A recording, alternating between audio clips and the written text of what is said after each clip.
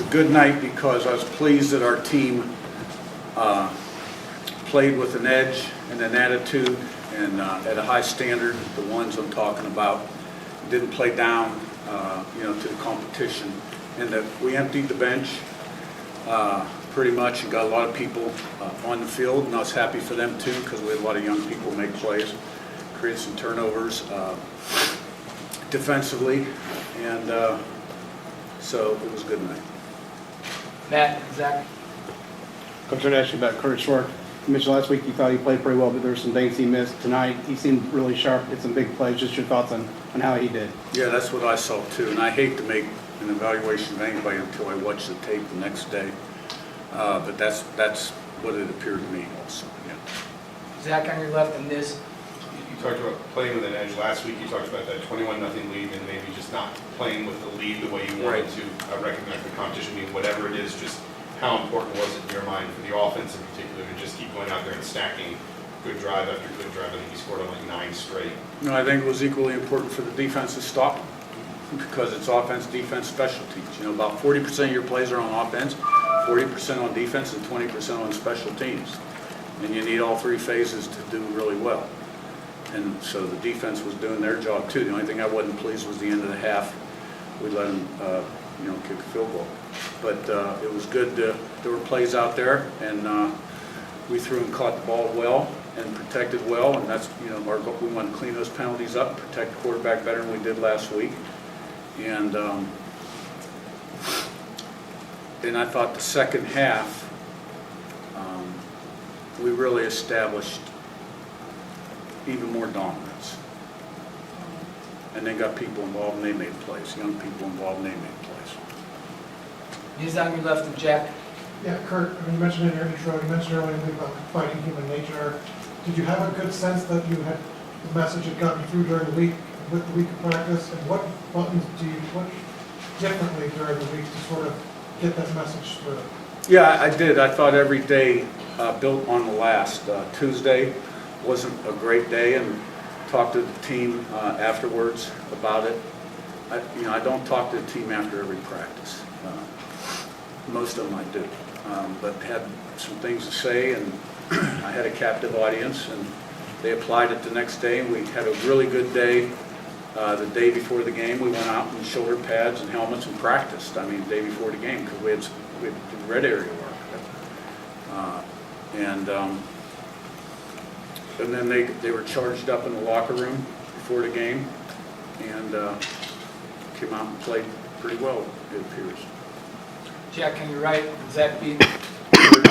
Tyreek Tucker tonight had a sack and a tackle for loss. I know you had him last year at James Madison, played last week too. Just could you kind of talk about how much he's developed from what you've seen from him last year? Really proud of him. His brother played for me and was an All-American linebacker, 5'8" and a half linebacker. Finished his career at Texas. And Tyreek has really improved every year. He's great, overcome a lot in his life, and really does great in the classroom. He's a great teammate. He's really improving every single year as a player. So I'm really proud of him and happy for his success. Zach B on your right and Seth. Coach, over your defense created a couple of turnovers in that second half. How important is it to continue to create those turnovers moving forward? Oh, that'd be nice. That's momentum and points. So it was good to see. Seth and then Daniel. Curt, I know you mentioned the end of the first half this week, and obviously, the same sort of drive happened against FIU too. I guess I know you haven't been able to watch the tape here yet, but I guess what do you feel like is happening in those 2-minute drill defense drives? I guess what do you feel like you have to clean up there? There were probably a couple mistakes in there. I think we had subbed a little bit at certain positions also, and I don't want to speak on it too much without watching the tape. But you got to finish the half well. You got to start the third quarter well. We've been starting the third quarter well, but we haven't finished the half well. We've been starting the game well and finishing the game well too.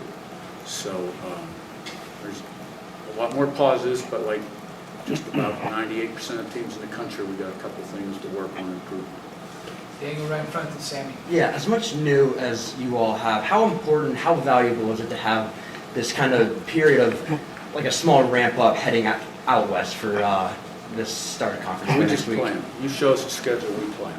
I get them ready to play, put them in the best positions. Me and the staff try and get them to play as well as they can on game day and develop this football team every single day and the intangibles and develop the culture, the mindset, the identity, and how they think, which is critical, and how we play. So the schedule is what it is, and we'll enjoy this one and think about the next one tomorrow or Sunday. Sammy up top on your left, and Joe last one. Coach, another young linebacker, Elijah Hardy, had an interception of first fumble. How has he developed in terms of playing for defense? Yeah, I think he's got a real chance. We like him. He really started to take some steps forward at the end of fall camp, moved in that number 2 linebacker spot behind Fisher. Although, Isaiah Jones is kind of a swing guy there too. And good athlete, comes from a great high school program, Lakeland, family of athletes, had success collegiately. And he looked really good. He caught that ball, showed good natural hands, good movement getting in there. And the other young guy got involved tonight too, Charlie Becker, receiver, who we brought up this week and had a nice week of practice. So good to see those young guys making some plays early in their career. Joe on your right, last one. Coach, right here, 6 yards per carry last week, 7 yards per carry this week. How important is it to have the offensive line and running back room really start to gel in these early weeks? Well, some of it's relative to who you play too. I hope, if we have those kind of numbers later in the season, then, we'll be a hot item on the clinic circuit. So, we're just doing the best we can every single game and put the best plan together for next week. All right, thanks, Coach. Players in the weight room.